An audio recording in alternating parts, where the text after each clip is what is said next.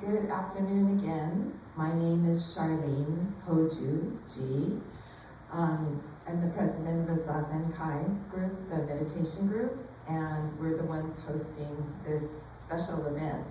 And I especially wanted to thank Reverend Wright and his chauffeurs that came all the way from Hilo. And it's quite special. I was whispering to them that we actually get to talk a little today, because we've met them when we do a all Zen retreat in January. We do it with Taishoji, Alaneo, Zendo, and our temple. And it's a really special day because we sit in meditation all together, but the whole day is silent. And so you begin to know these people year after year, but you don't get to talk. I broke the silence one time because shortly after I did the precepts and I received my wagesa, we had a water break, and I know we're not supposed to wear these when we eat, drink, or use the restroom, and I asked him, what should I do about my wagesa? And he said, it's okay. Good. So, Daitsu Tom Wright, born and raised in Wisconsin, lived in Japan for over 40 years. He practiced and studied under Uchiyama Roshi from 1968 until the latter's death, and was ordained as a priest in 1974. A graduate of the University of Wisconsin, he taught as a professor in the English Language and Culture program at Ryukoku University in Kyoto. He was a teacher for the Kyoto Soto Zen Center until 1995, and then conducted Zazen gatherings with Reverend Doyu Takamine in Kyoto and Tamba. Reverend Wright has worked on the translation and editing of several works on Zen, as well as writing on Zen, the Holocaust from a Buddhist perspective, and Japanese gardens, Samadhi on Zen gardens. Retiring from the university in 2010, he now lives with his wife in Hilo, Hawaii, where he continues to work on translations and teach at Alaneo Zendo in Hilo. Reverend Wright will be living in Japan part-time and Hilo part-time. We have a number of his books, number of books translated by Reverend Wright in both our lending library and our gift shop. Should we go ahead? Is he going to speak now? Okay. So please join me in welcoming Reverend Wright.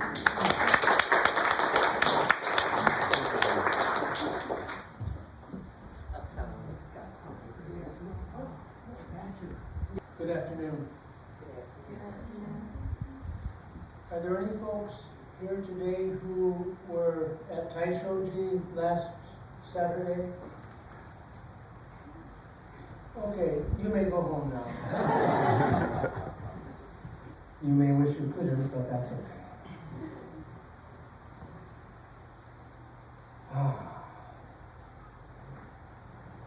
The 8 qualities of a great person. In Japanese, Dogen Zenji used the term Dainin for a great person. Okiku, oki hito desu ne. But it becomes clear as we go through Zenji's writings that Dainin, he's talking about a bodhisattva. That's what a Dainin is.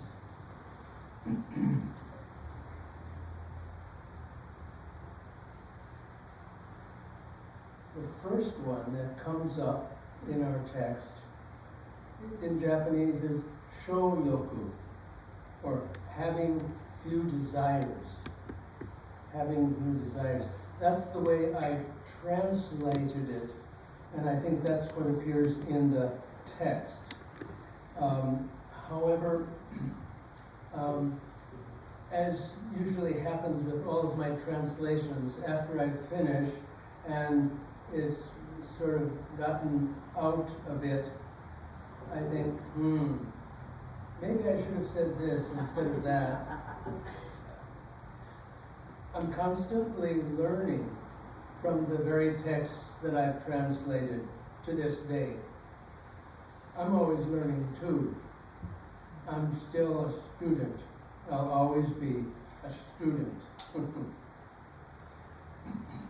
However, in this case, that I translated it as having few desires, I've been thinking that perhaps the word having fewer wants would be a better translation.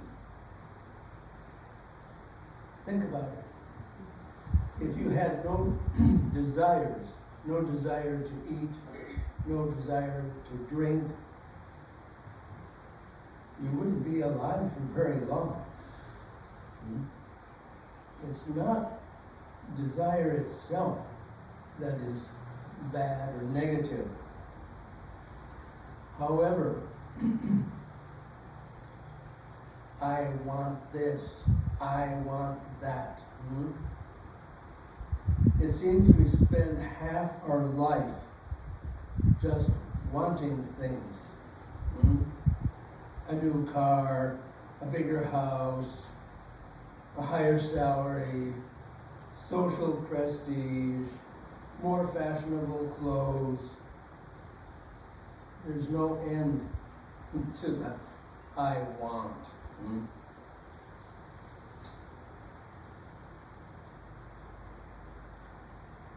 Knowing one has enough, number 2. Knowing one has enough. In Japanese, chisoku. Chisoku literally would mean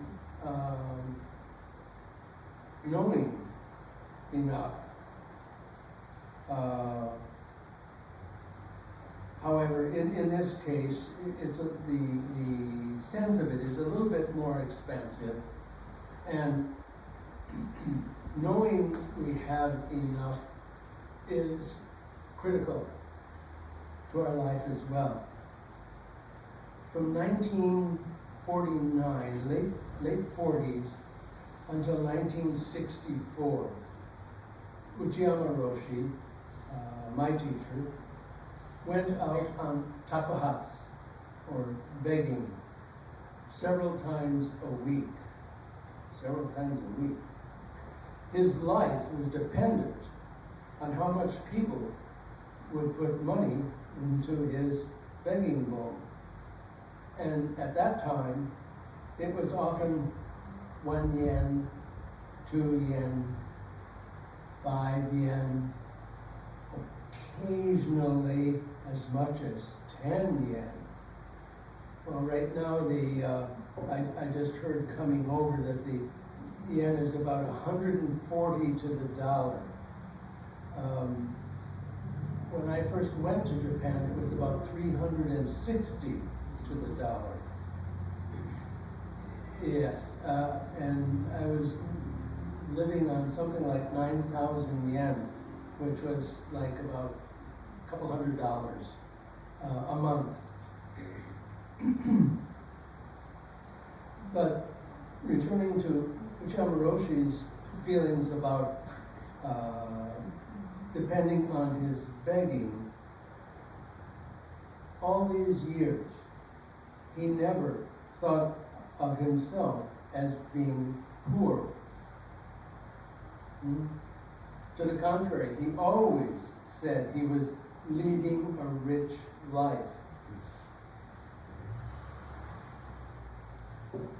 At Antaiji, when Uchiyama Roshi was there, we were sitting sesshin every month, and then after he retired, the senior monk decided to change things a bit, and we sat 2 sesshins a month. 3 days in the middle of the month, 5 days at the end of the month. That was a lot of sitting. From about 4 in the morning, 14 hours a day, 14 periods a day, 50-minute periods. Get up, sit for 2, eat some okayu, some rice, 5 more sittings, then noodles perhaps, then 5 more sittings, and then evening 2 more hours.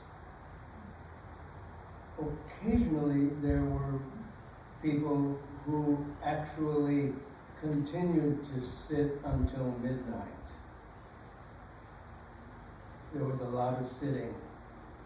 When I first started sitting, trying to fold my legs was impossible. My knees were closer to my chin than they were to the floor. It was more like this. And all around here was always wet because there were always tears coming down my cheeks. Yeah, after 30 minutes, I was always in pain. Always. That was the way it was. I thought about quitting many times, but having left America in 1967, when the Vietnam War was getting into high gear, I felt I just didn't want to participate, couldn't participate in that war. And that's why I went to Japan originally, as a Lutheran missionary. Yes. Not that I have missionized, but that was my visa to Japan in those days. And one of the people who came to the church said, are you interested in Zen temples? And I read a couple things about Zen, but I knew nothing about it. I said, oh yeah, sure, let's go. So he took me, and I went to Chuoji temple in Sapporo. I lived in Sapporo for 2 years, and he sat me down, and of course at first I could hardly fold my, both knees were more like this. After 10 minutes just seemed like forever. I went home. I thought, well, I'll never do that again. But, yeah, but I did. And I started sitting on my own at home in the mornings. I would wake up. I was in a kind of a homestay situation, and I would wake up and sit from about 6 to about 6:20, 20 minutes. Whoa! I thought, boy, that was really doing something. And then Kamuda Koyu Roshi, who introduced me to Zen, said, well, there's a sesshin coming up. I said, oh, that's nice. What's a sesshin? I said, oh, we'll be just sitting. Oh, that's nice. Ha, ha, ha. Well, after, I think about the 4th or 5th hour, I decided it was not for me and I left. But somehow, sitting just seemed to became just the most natural thing to do. And for my life, essential to my life.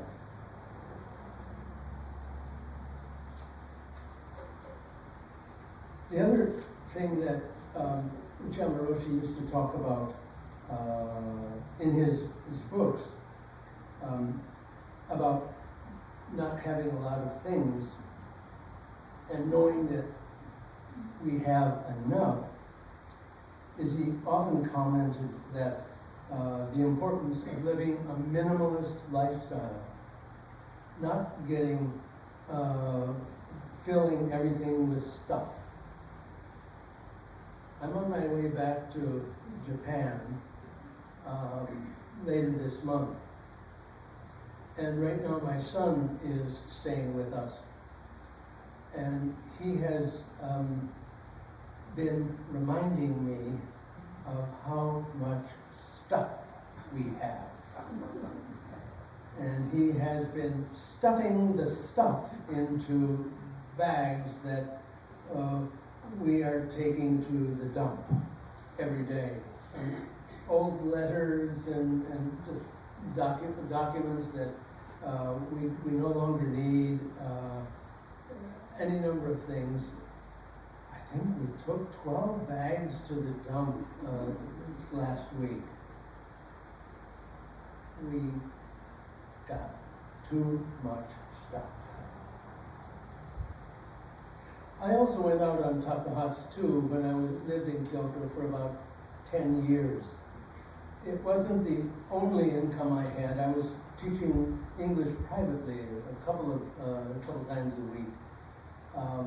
But it was definitely a minimalist lifestyle. I was fine with that. I remember one time in particular when I was in one of the covered areas of Kyoto called Shinkyogoku. I don't know if any of you have been to Kyoto. Okay, there are two covered streets, Shinkyogoku and Teramachi. And I was in Teramachi, and there's a side street that goes, that sells various kinds of foods, mostly to the restaurants. And I stopped in one place, and I said, oh, as we were carrying the bowl. And there was an elderly lady sitting in the back of the room there, and she looked up and she saw me, and she picked up a couple of coins, and she came up to where I was, and she said, Yoshinji desu ka? Are you from Yoshinji? I said, no, I'm from Antaiji. Oh. This was the 100 yen coin. This was the 10 yen.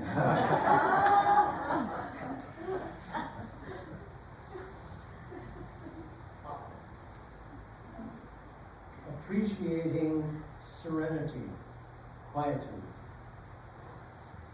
In Japanese, gyo-jakujo. The Buddha said, monks, if you wish to enjoy true tranquility, unaffected by the conditions around you, then clearly it is critical to live in a quiet place, apart from all the noise and clamor that surrounds you internally and externally. Well, very soon I'll be leaving Hawaii and returning to Japan, where I've spent really over half of my life.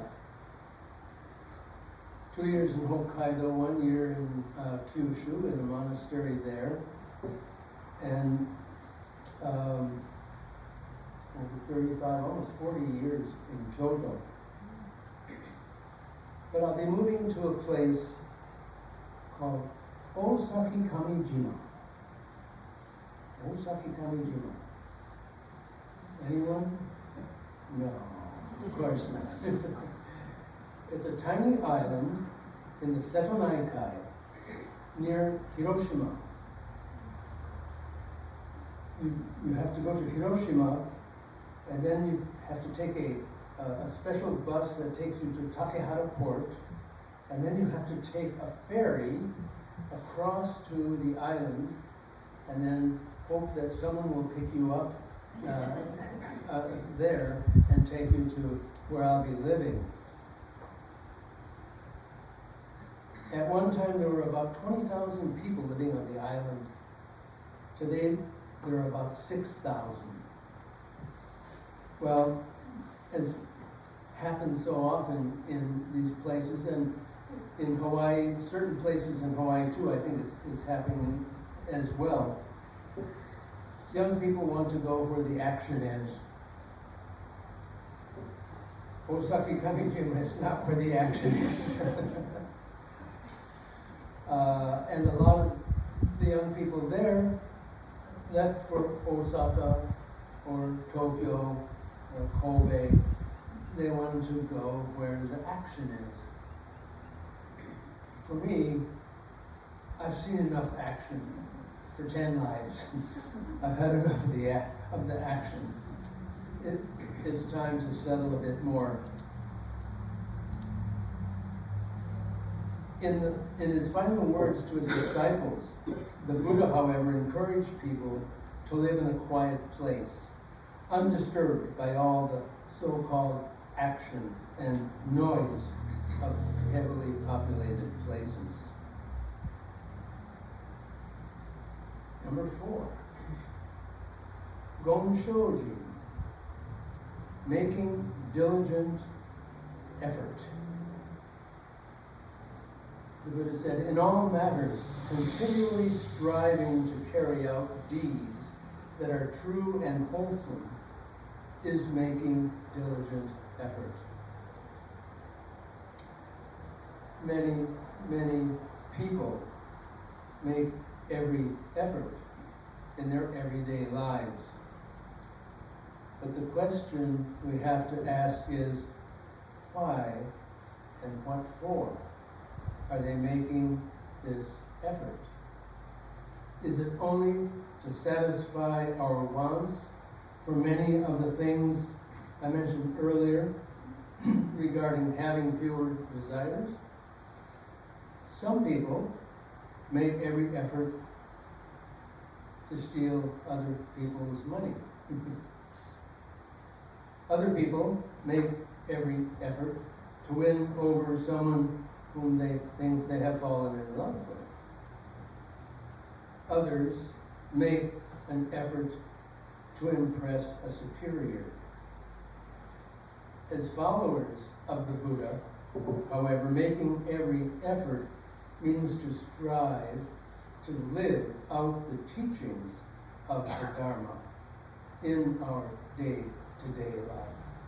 That's making effort.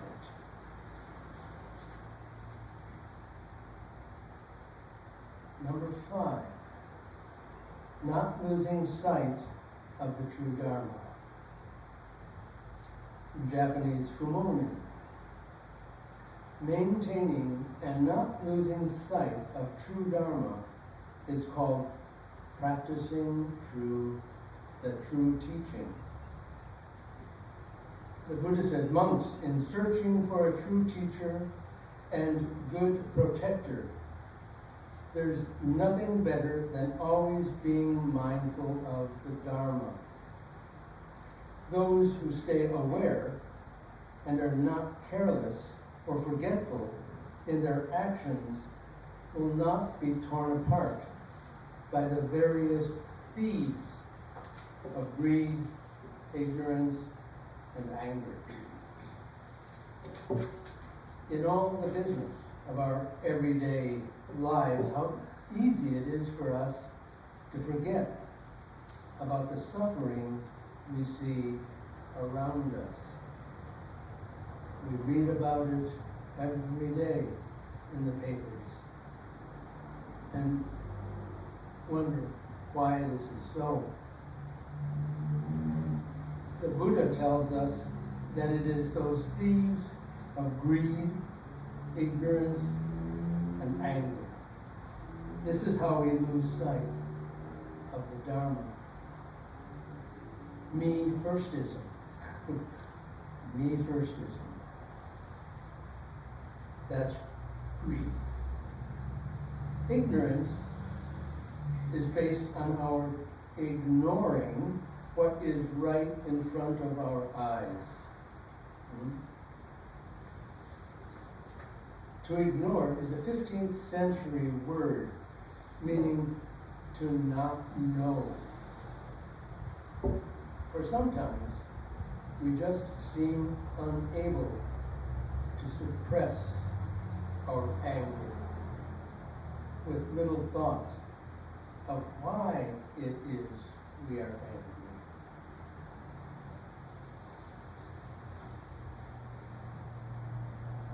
6, concentrating on settling in dhyana, samadhi. In Japanese, shuzenjo, it's called. The Buddha said, those who wish to settle the confusions of the mind need to sit quietly in dhyana, zazen. Zenjo, the word, is simply another word for our zazen. Uchiyama Roshi often used another word, sanzen, to define our zazen. The sun is the Chinese reading of the Japanese word mairu. Mairu can mean to come. Itte mairimasu, to come. I'm going out, coming back. Mairu has another meaning. Maita, maichata. I give up. Another totally different meaning. So, how Uchiyama Roshi was using the term, in this case, Zanzen, means to give up to sitting. Give up to the sitting. Don't try to avoid it. And when you're there, just sit. Just sit. We're not rocks. We're human beings. Things pop up, right? We're sitting there and, oh, I forgot to turn the lights off this morning. Oh, did I eat that papaya yesterday? Or was that still at home? Et cetera, et cetera, et cetera. Thoughts do come up. Come up, let them go. They come up, let them go.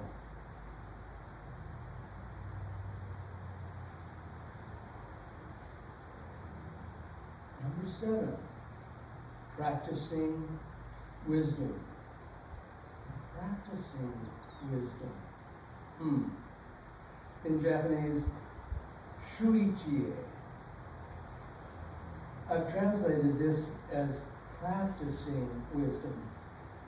Here, wisdom is defined, excuse me, as the quality of having experience, knowledge, and good judgment.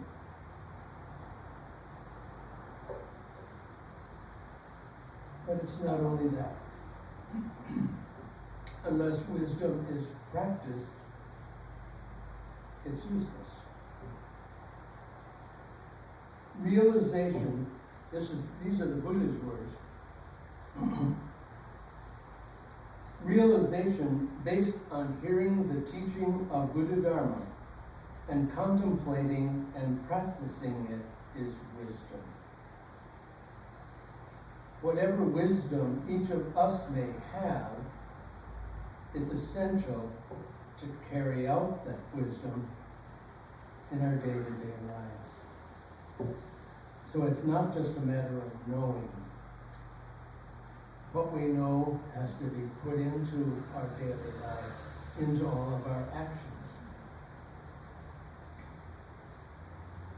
Number 8,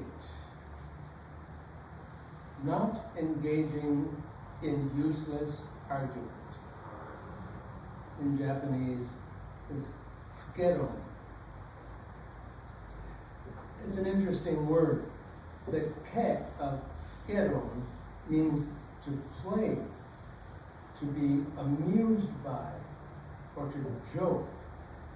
But in this case, it also has a nuance of arguing. Okay? We might think it's just telling us not to argue with other people. But for me, the sense of it here is to stop playing around with the thoughts that come into our own mind. Get on.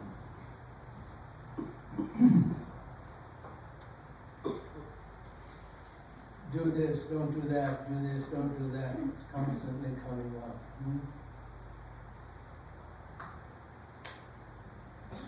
in closing, I want to thank you all for coming, and most of all, I want to thank Jiko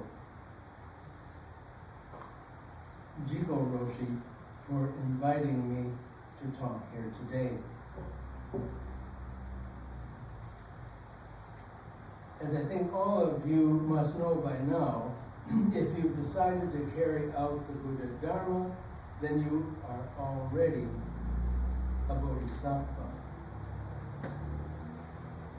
Perhaps not a bodhisattva quite like Kannon or Monju or many of the other bodhisattvas, but a bodhisattva nonetheless. All of you are bodhisattvas. Arigatou gozaimasu. Perhaps before I take any questions, I just have one poem that I would like to read in closing.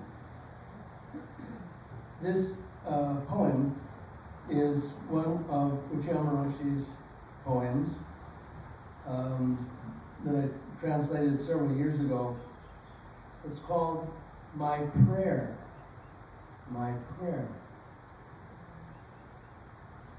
A higher, even more comfortable life, everyone seeking only to inhale, exposing themselves to the crisis of suffocation. This 20th century age of the masses, I pray for the day when the ultimate wisdom may work in human beings, and that we may become aware that inhalation and exhalation are one breath. My prayer is life and death together form one life. My prayer is that a completely new